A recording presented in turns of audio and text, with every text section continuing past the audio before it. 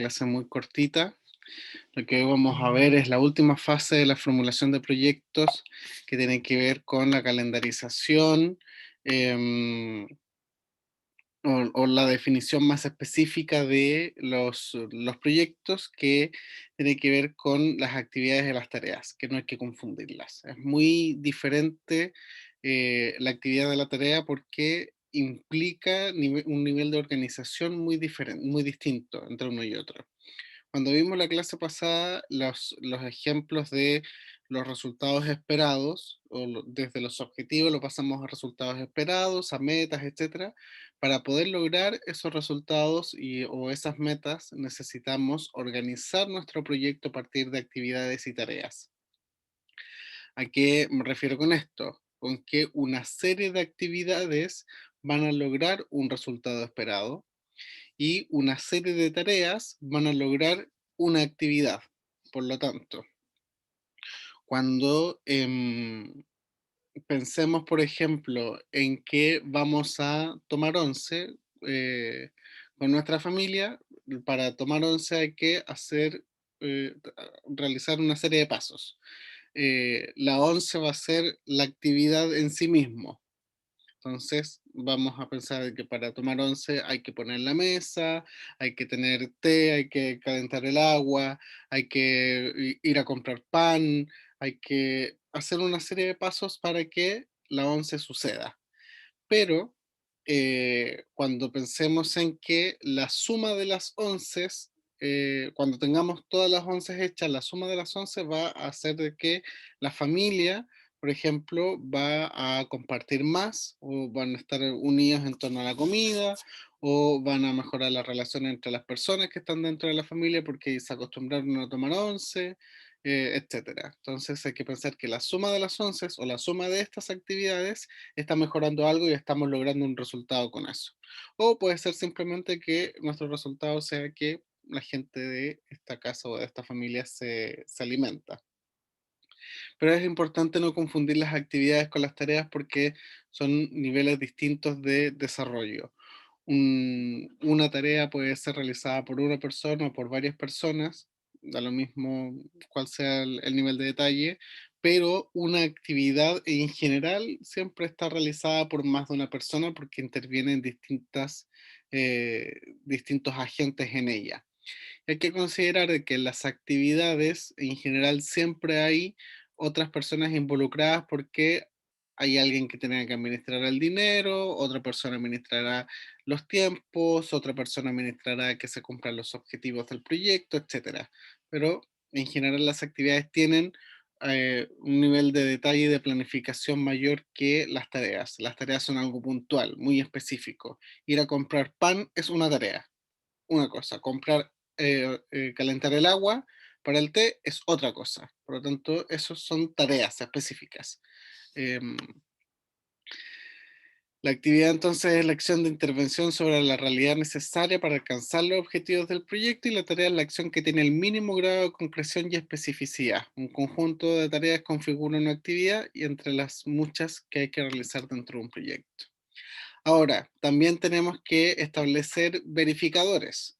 Por ejemplo, si vamos a comprar el pan, una forma de verificar de que el pan se compró puede ser uno a través de que el pan está y le tomamos una foto al pan. Cuando alguien nos pregunta, ¿fuiste a comprar pan? Sí, fue a comprar pan. Y le tomamos una foto al pan y la mandamos por el grupo WhatsApp de la familia. O otra forma de verificarlo es con la boleta, porque nos tienen que dar una boleta cuando compramos pan. Sí, aquí está la boleta del pan. Entonces, hay verificadores medios con los que damos cuenta de que efectivamente una tarea se cumplió o una actividad se cumplió.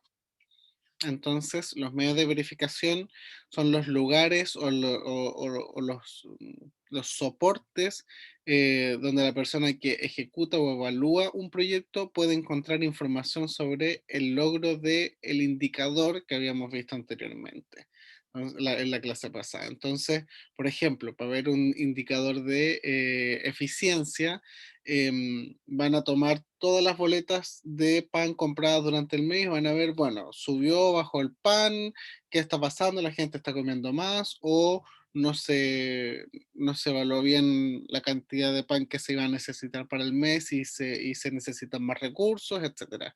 Pero lo importante es que existan medios de verificación que sean prácticos y económicos. Aquí cuando dice económico es que sean de muy fácil acceso, es decir, que no sean tan complejos. Por eso, por ejemplo, la boleta del pan es algo que nos tienen que dar, por lo tanto, no es algo que debiésemos tener que pedir por favor o algo que nos vayan a tener que enviar en un par de días después. No, la boleta del PAN tiene que venir todos los días. Por lo tanto, esos verificadores que son prácticos, como una boleta que es práctico y además económico porque no hay un esfuerzo adicional detrás, sino que es algo que viene de por sí con la compra del pan, es lo mejor que podemos tener y tener todos los verificadores ordenados en razón de las actividades o tareas que se hayan desarrollado dentro de un proyecto. ¿Para qué sirven los verificadores? Uno, para dar cuenta de que algo se está realizando, o dos, para cuando alguien evalúa o revisa o audita en un proyecto, estén los respaldos de que eso sucedió. Por eso, a veces mucha gente cree que las rendiciones de los proyectos, cuando uno pega las boletitas de todo lo que se hizo en una hojita, con eso es suficiente verificador, a veces no. A veces también es necesario tomar fotografías a las actividades, hacer un relato, hacer una encuesta. Hay otros medios de verificación que ayudan también a concretar de que un proyecto está siendo realizado. La última parte del proyecto son la identificación de los recursos. Cuando nos referimos a recursos, son los mismos que vimos en la clase de planificación estratégica. Hay recursos humanos, que son las personas que van a estar involucradas en el logro de un proyecto. Los recursos financieros es la plata que se necesita para cubrir eh, a los recursos humanos u otro tipo de recursos, y esos recursos financieros tienen que estar estimados. Los recursos materiales, es decir, los elementos físicos que se necesitan para el funcionamiento, sea de la organización, del proyecto, de lo que sea, pero recursos materiales como POSIT, lápices, cuadernos, hojas, plumones, etcétera. Y por último, recursos técnicos que tienen que ver con los sistemas de producción o la tecnología que se necesita. Por ejemplo, nuestro proyecto puede necesitar un computador, un data, no sé, una impresora, etcétera, maquinaria. Entonces, esto es lo que necesitamos para poder lograr nuestro proyecto y vamos a ver una tabla de ejemplo para que continuemos con el ejemplo de del miércoles.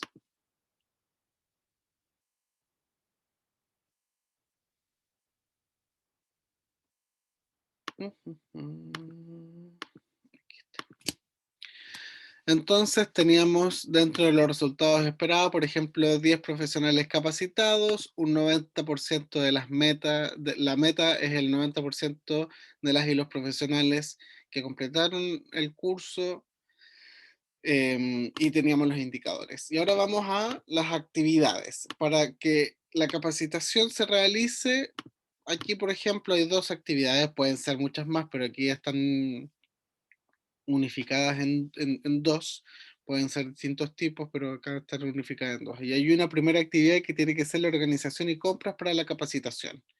Y para realizar esa actividad hay que, por ejemplo, hacer un listado de compras, elaborar presupuestos, solicitar autorización de compra y realizar las compras. Y eso estamos logrando una actividad del proyecto que tiene 4 tareas, pero que es una actividad de ese ítem específico de esa actividad.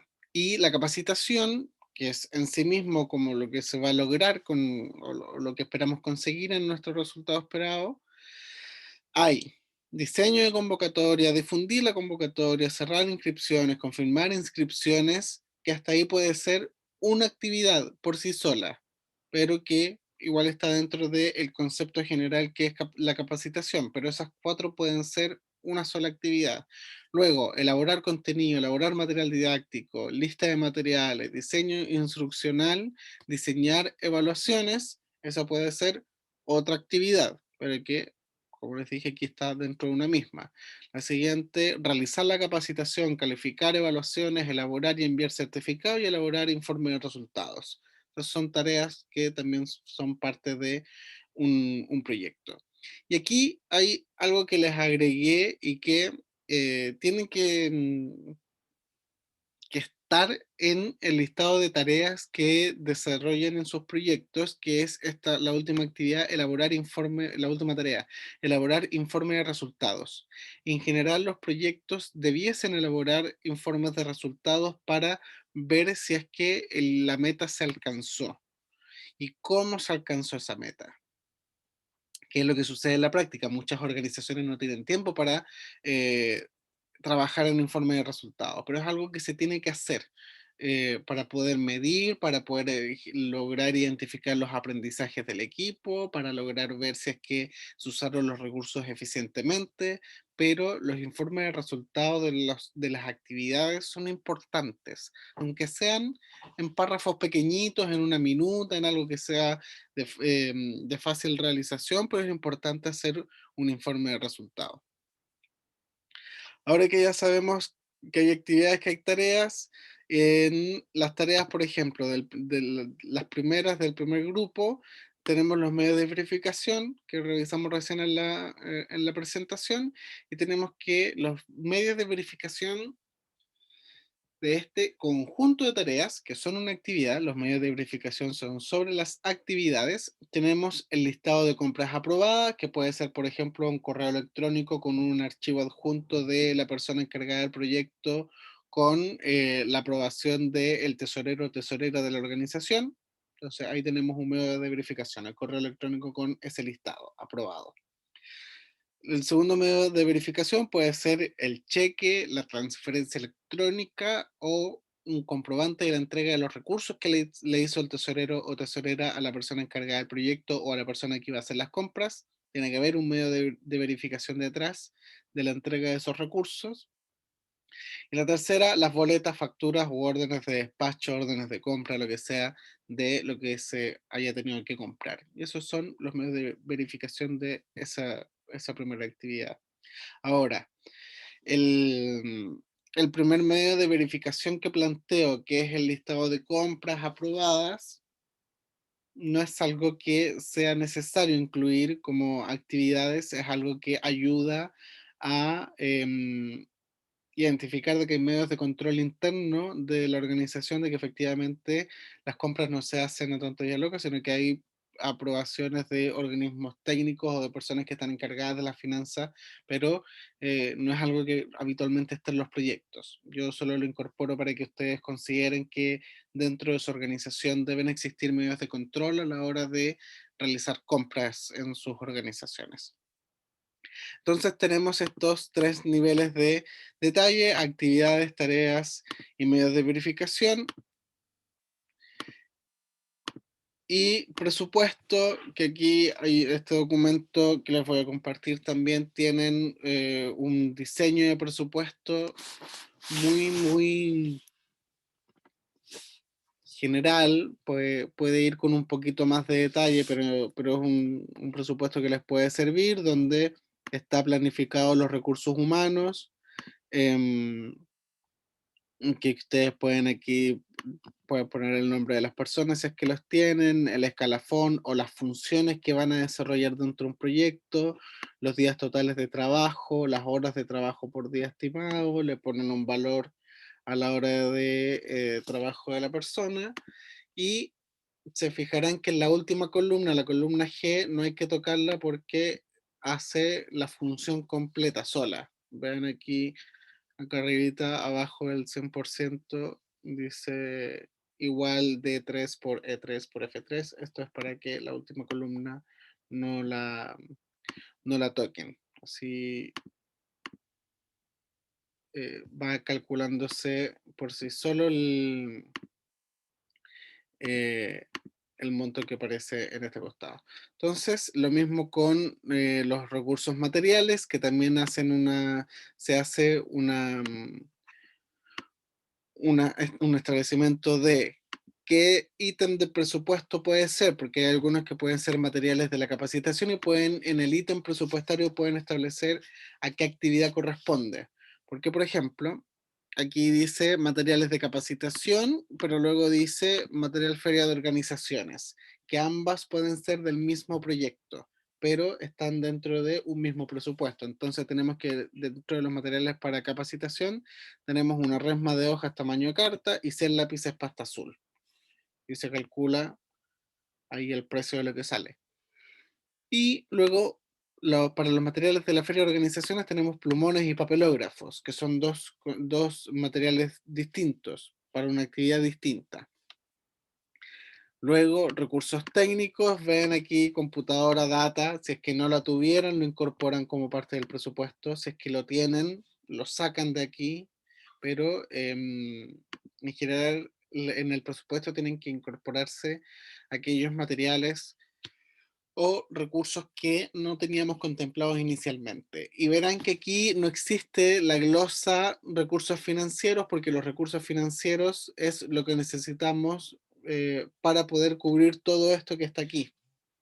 Entonces, esta tabla en general en sí misma es la identificación de los recursos financieros que se necesitan. Entonces acá abajo a nivel general tenemos una descripción súper general y que resume la información que está arriba. Vemos que el subtotal de recursos humanos son estos 18 millones que están acá arriba, el subtotal de recursos materiales y recursos técnicos, etcétera.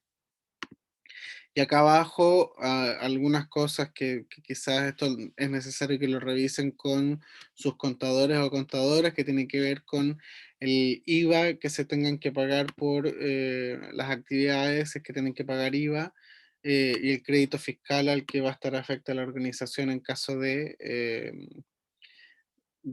tener de tener actividades grabadas y que les va a ayudar a reducir los impuestos. Pero esta última parte es para que lo revisen con sus contadores y contadoras. En general, así se arma el presupuesto. Ahora, ¿alguna duda hasta aquí?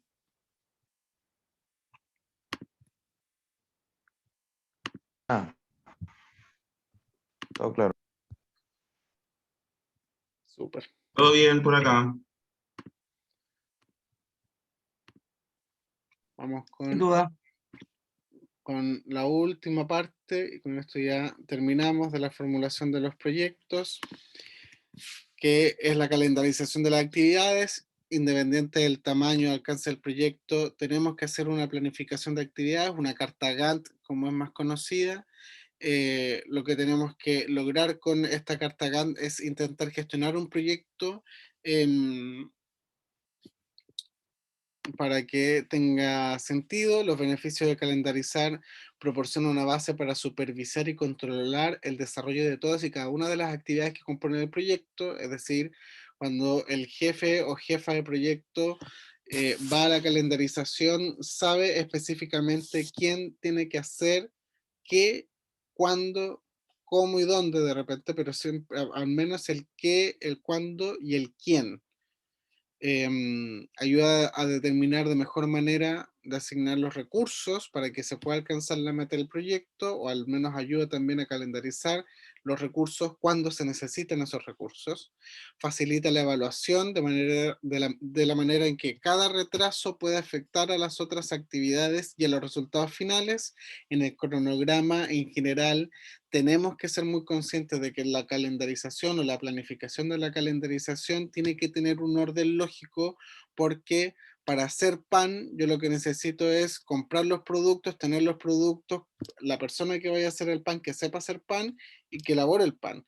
Pero no puedo comprar algunos productos, luego contrato a la persona, luego me doy cuenta de que no tengo gas, entonces tengo que ir a comprar gas. No, la calendarización tiene que venir comprar el gas para la cocina antes de contratar a la persona. Entonces la calendarización tiene que tener este orden lógico para que no se malgasten recursos.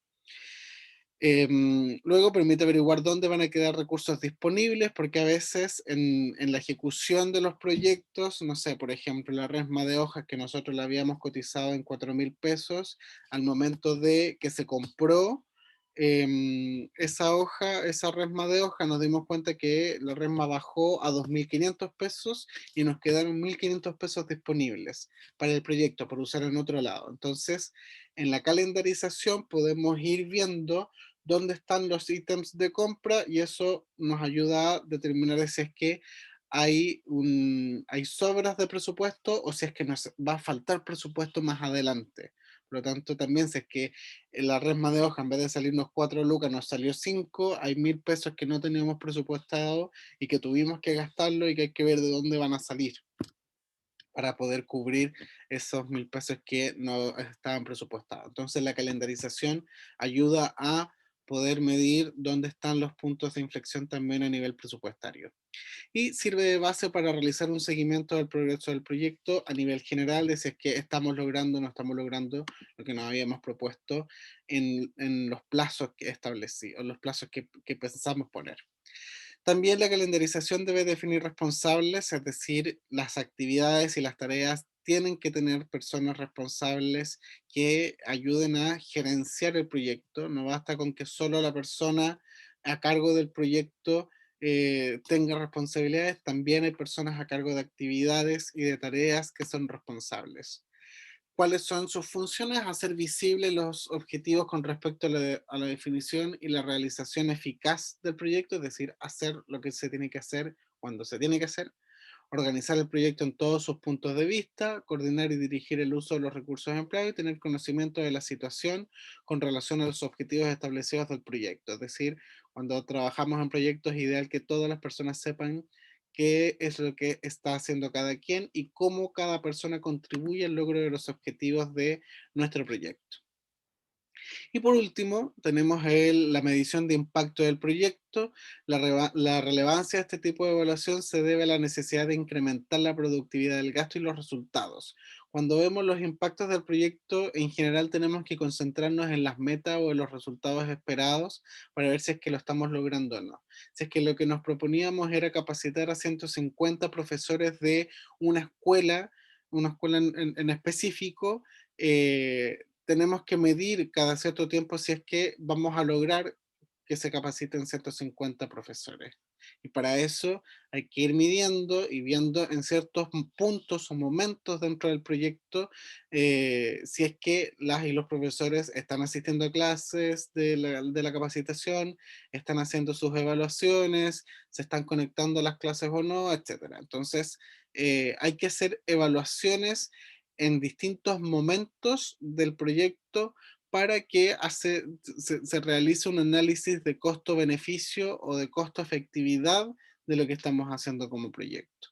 Y en general, el impacto del proyecto se realiza hacia el final o se elabora en un informe hacia el final del proyecto, pero siempre es importante tener evaluaciones intermedias de modo que podamos corregir aquellas cosas que no se están realizando de la manera que se espera que se realicen. Vamos a la tabla nuevamente para que vean cómo esto se desarrolla. En lo práctico, tenemos que la actividad 1 era organizar las compras de la capacitación y va a haber una persona responsable de esa actividad. Y la actividad en general de organizar las compras de la capacitación va a tomar entre el 1 de agosto y el 7 de agosto. Una semana, nada más. Y cada una de las tareas, las 4 tareas que teníamos, tienen un responsable de la tarea. Y estas tareas pueden tener una calendarización también, de modo que tengamos claridad de cuándo se debió hacer cierta actividad y quién la tuvo que hacer.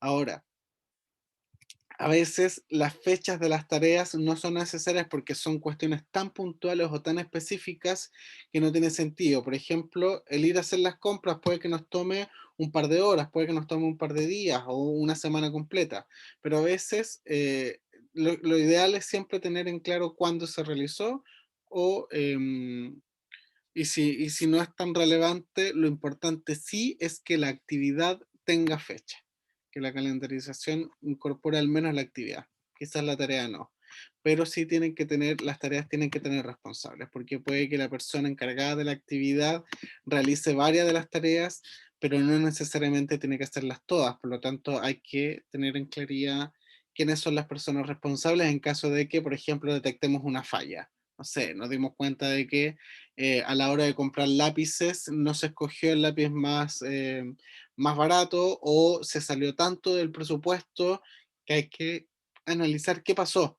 ¿Por qué se compró un lápiz más caro de lo que se había cotizado anteriormente? Y hay que ir a preguntarle a esa persona qué pasó. Y una forma de encontrar a la persona que compró los lápices es aquí en esta tabla viendo quiénes son los responsables de las tareas.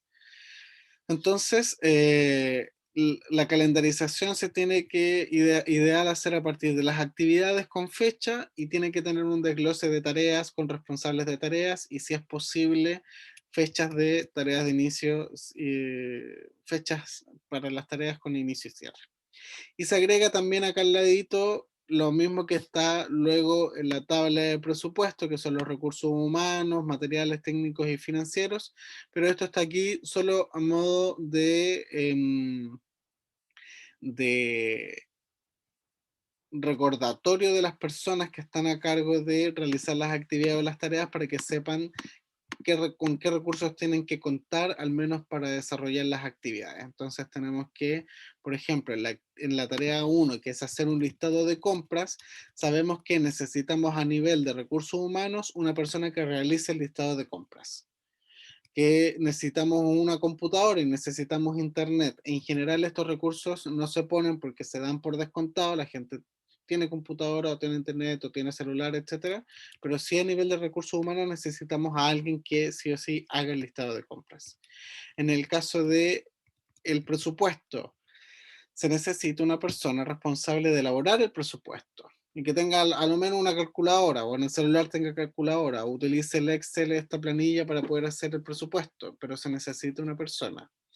Lo mismo para las compras, cuando dice solicitud de autorización de compra o realizar las compras, no sé, pues, para las compras necesitamos bolsas reutilizables, porque es lo que nos exigen en las tiendas para poder llevar. Entonces, ¿tenemos bolsas reutilizables para ir a buscar, a comprar esos productos o tenemos cajas de cartón, lo que sea, transporte?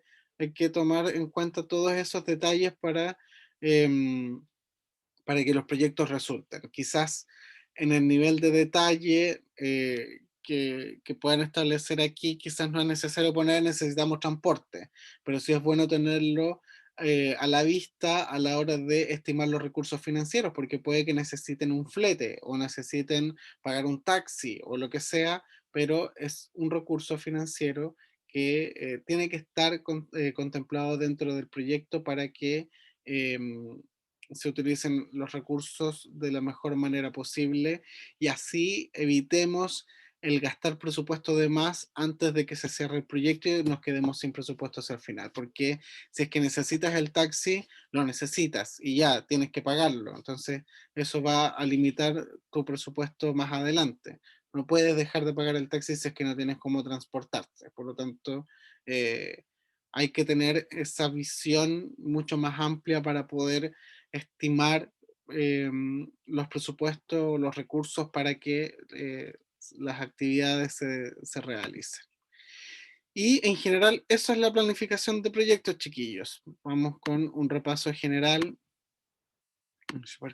para que me salí, pero en un proyecto en general lo que necesitamos es la identificación del proyecto respondiendo a las preguntas que habíamos visto en la primera clase, el qué, cómo, cuándo, etcétera, y que aquí está más resumido en una tabla donde vemos qué problema o necesidad vamos a solucionar, a quién va dirigida la solución, se hace el análisis PESTEL con las 6 dimensiones que vimos en la clase, la identificación de actores, aliados neutrales o oponentes, dónde se localiza nuestro proyecto y cómo se necesita o producirá para cubrir el problema o necesidad. Y por último, aquí hay 3 casillas para que tengan al menos 3 ideas para ver cómo van a solucionar o van a hacer su proyecto, cómo van a solucionar la necesidad. Luego vamos a la idea de proyecto donde se establece un objetivo general, objetivos específicos, hay un diagnóstico, una descripción de la población objetivo y una localización de la iniciativa, que esto es lo que vimos en la clase pasada. junto con los resultados esperados, metas, indicadores. Estos resultados esperados tienen actividades asociadas, las actividades se desarrollan en tareas y hay medios de verificación para las actividades. Luego hay una calendarización de actividades con responsables, tienen sus fechas, las tareas tienen sus responsables y podrían tener fechas de inicio y fechas de cierre a estas tareas, pero también tienen identificación de recursos humanos, materiales técnicos y financieros que al final se llevan a una planilla donde se presupuesta en general todo lo que va a costar un proyecto. Y así tenemos un proyecto en general elaborado, con todas las componentes mínimas que debiese tener un proyecto. Que hay algunos proyectos o fondos concursables que tienen algunas de estas partes, algunos fondos concursables no tienen todo esto, pero es la forma más fácil de poder, o es la forma en la que en general se estructuran los proyectos y que van a solicitar, les van a solicitar a ustedes cuando postulen con sus organizaciones a estos proyectos sociales.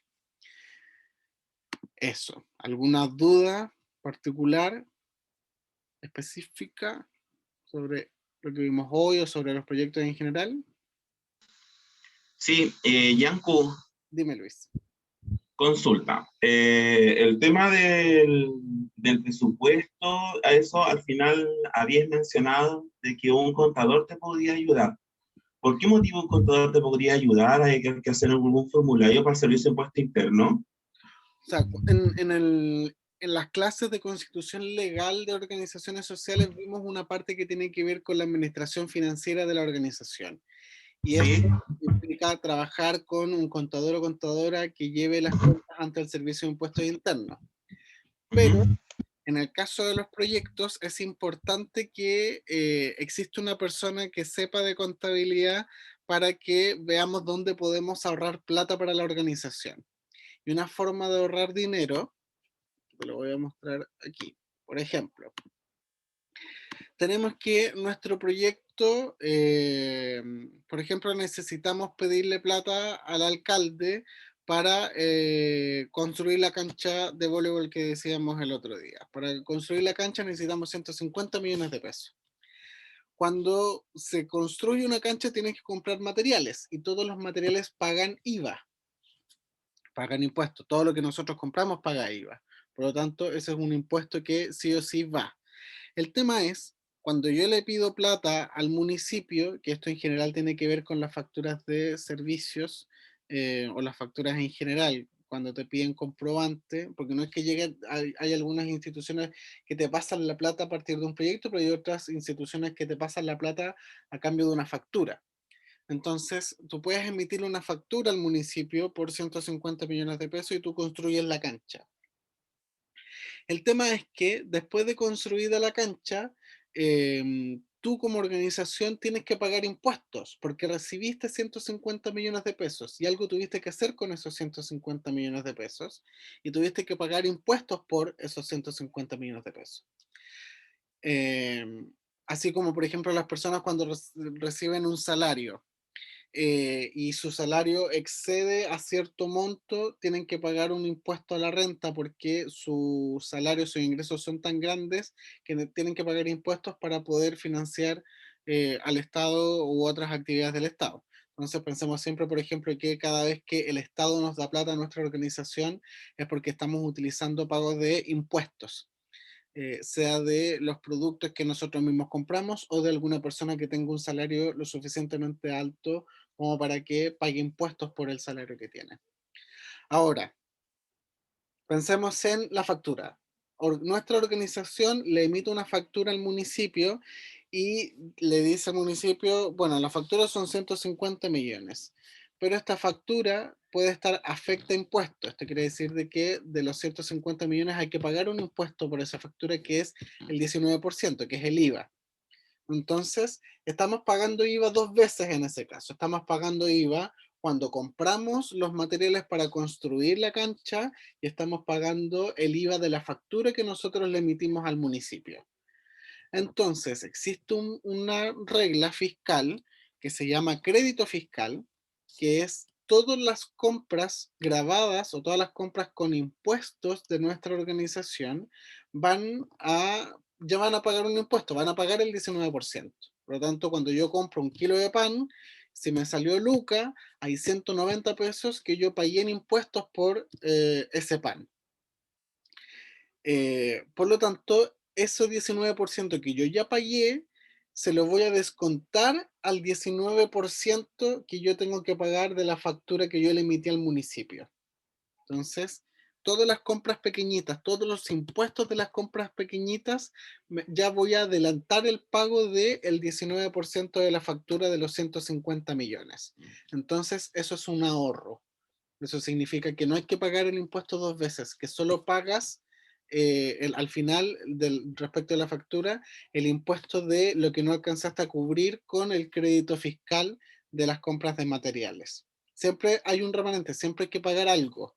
No, nunca vas a llegar a no pagar impuestos, a no ser de que tu factura sea exenta de impuestos, pero hay que pagar impuestos igual. Entonces, el crédito fiscal es una forma de poder ahorrar dinero respecto de las compras que se hicieron anteriormente. Y aquí, en el caso de los recursos, donde podemos conseguir crédito fiscal es en los recursos materiales y en los recursos técnicos, porque aquí hay pagos de IVA en las compras de los materiales. En el caso de los recursos humanos, no se pagan impuestos, la organización no paga impuestos por los recursos humanos, porque los que pagan impuestos son las personas, entonces a las que contratamos. Entonces, el contador o contadora tendrá que ver dentro de los recursos inmateriales y los recursos técnicos que se compró, cuánto tenemos de crédito fiscal para reducirlo del impuesto que tenemos que pagar por haberle emitido la factura al municipio. No sé si queda claro, pero eso es en general lo que se tiene que pensar a la hora de trabajar contablemente sobre el crédito fiscal y el impuesto que tienen que pagar las organizaciones por desarrollar actividad económica. No, sí, sí me queda claro. Gracias, Yanku. Súper.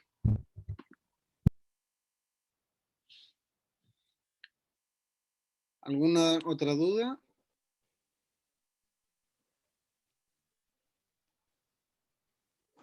No, ya, pues, me quedó más claro ahora con la segunda explicación, me quedó más claro el tema de la planificación. Súper. Piensen siempre que esto del crédito fiscal rige tanto para ONGs, empresas, personas, para todo el mundo les sirve. En algún minuto, esto les puede servir a ustedes a nivel personal. Si es que ustedes tienen un salario y en algún minuto tienen un salario muy, muy bueno en el futuro o ahora, piensen que pueden descontar impuestos a la renta si es que tienen la forma de acreditar de que ustedes realizaron gastos. Y una forma de acreditar gastos es, por ejemplo, con la escolaridad de sus hijos o hijas o sobrinos o lo que sea. Si ustedes están pagando la escolaridad, la escuela de alguien o la universidad, lo que sea, pueden descontarlo de los impuestos. Por ejemplo, yo tenía un tío, voy a inventar una historia, pero es para que la entiendan. Yo tenía un tío que a mí me pagaba la universidad y mi tío ganaba varios millones de pesos mensuales. Su sueldo era de, no sé, 5 millones de pesos. Entonces él, por tener un sueldo muy alto, tenía que pagar impuesto a la renta. ¿Qué es lo que hacía mi tío? Para disminuir el impuesto a la renta, él me pagaba la universidad y él llevaba los comprobantes al Servicio de Impuesto Interno y les decía, yo le pago la universidad a mi sobrino.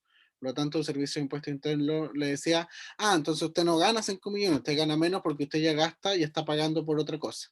Entonces, hay formas de acreditar y eso sirve para todas las organizaciones, también sirve para poder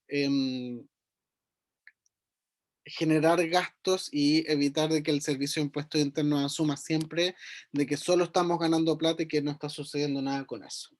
Ahora, algo que tienen que saber, las organizaciones sociales tienen que gastar todo el presupuesto que tienen. No puede quedar plata dentro, no pueden retirar plata para su beneficio personal. Por algo son organizaciones sin fines de lucro. Por lo tanto, en la contabilidad de su organización, todo lo que entra tiene que salir y tiene que salir con un respaldo. tiene que haber un respaldo detrás, sea en honorarios, sean o en boletas o facturas. Por lo tanto, piensen siempre que tienen que gastar todo y en general las organizaciones tienen giros que las dejan exentas de impuestos, que son los giros que revisamos en la clase de constitución legal sobre los giros que hay, pero también hay algunos giros que son grabados o que tienen impuestos y es ahí donde necesitamos un contador o una contadora que nos ayude a ordenar nuestra información y veamos cuántos impuestos tenemos que pagar o cuánto de crédito fiscal tenemos. Pero si su organización tiene un giro que es exenta de impuestos, todo lo que tiene que ver con crédito fiscal, etcétera, eso no corre, no va. Por lo tanto, ustedes cuando paguen o compren cosas van a pagar el 19% y las facturas que emitan a la municipalidad para construir la cancha no va a tener impuestos, va a ser así sin impuestos directamente y por lo tanto no va a haber crédito fiscal, no van a tener que pagar impuestos al final. Entonces, hay que pensar muy bien también para que lo tengan en cuenta que sus organizaciones abran giro en giros exentos de impuestos, pero que estén relacionados a su organización. Si van a realizar otras actividades, tienen que ver si es que el giro corresponde, por ejemplo, si su organización va a vender tazones, ustedes están vendiendo un producto para financiarse, quizás es para financiarse a sí mismos, pero están vendiendo un producto y ustedes tienen que tener facturas o boletas con impuestos y eso les va a obligar a pagar impuestos. Entonces, tengan ojo con las actividades que realizan, háganse asesorar muy bien por sus contadores o contadoras, porque hay organizaciones que realizan actividades económicas y las hacen clandestinamente, llega a Servicio de Impuestos Internos, les auditan y hay líos bastante grandes si es que las actividades económicas que están realizando no están relacionadas al giro que han desarrollado. Entonces, si usted va a vender tazones, tiene que tener un giro para las actividades de la organización, pero también tiene que tener un giro y una contabilidad aparte para la compra y venta de tazones. Entonces, ojo con eso para que lo tengan en cuenta en sus organizaciones cuando hagan ese trámite. ¿Ok? ¿Alguna otra duda? Si no, estaríamos. Ninguna. Súper. Para nada. No, Yanko, yo no estoy clarito.